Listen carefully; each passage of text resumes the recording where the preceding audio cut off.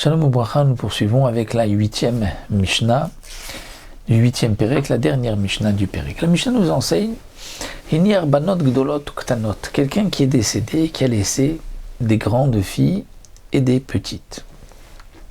Comme dans la Mishnah précédente, en agdolot parnesot ala ktanot, lo ktanot nizonot ala gdolot. Les besoins des grandes au niveau des vêtements, de l'habillement, n'est pas comme le besoin des petites. Les grandes vont dépenser plus que les petites dans leurs habits. Mais dans la nourriture, comme nous l'avons vu, donc il y a une différence entre les petites et les grandes. C'est pour cela que la Mishnah nous dit En agdolon mitparnasot ala ktanot. Les grandes filles ne vont pas s'habiller sur le compte des petites, c'est-à-dire tant qu'on n'aura pas partagé l'héritage, elles vont prendre ce qu'on appelle tfusat habayit, c'est-à-dire tant que l'argent est là sans qu'on l'ait partagé. Donc les grandes ne vont pas s'habiller parce que les petites vont être lésées. Et les petites ne recevront pas de nourriture parce que les grandes vont être lésées puisque les petites mangent plus, reçoivent plus de nourriture, plus de besoins que les grandes, puisque comme nous l'avons vu, les petites mangent plus souvent et gaspillent un peu plus, laissent et éparpillent un petit peu plus leur nourriture. Et la cholkot béchavé, mais on va partager équitablement et pour les habits et pour la nourriture. Nasug de l'autre, isuktanot.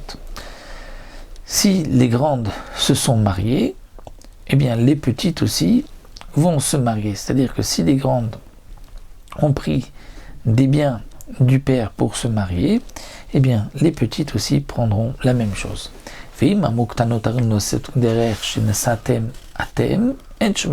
si les petites disent mais nous on veut se marier comme le même mariage que notre père a fait pour vous, comme vous êtes mariés du vivant du père, et donc le père a fait de beaux mariages pour les grandes filles, donc les petites veulent aussi la même chose, là dans ce cas-là, on ne les écoutera pas, puisque, comme nous l'avons vu, ce qui avait été donné du vivant du père a été donné, on ne peut pas donner la contrepartie après le décès, puisque ce qui a été donné du vivant est comme une matana, un don.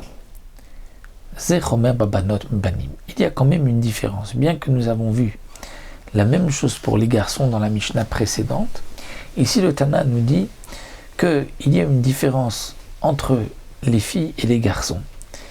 Il y a une chumra dans les filles par rapport aux garçons. Shabanot nizonot ala banim ven nizonot ala banot.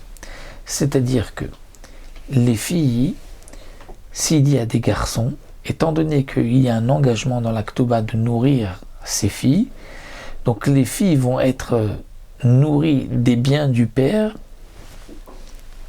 au détriment de l'héritage des garçons. Donc les garçons laisseront une part pour que les filles puissent être nourries des biens du père.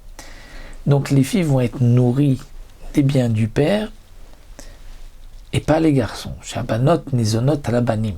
Mais en nizonot ala banot. Mais attention, les filles ne vont pas être nourries sur le compte des autres filles, et là on partagera équitablement.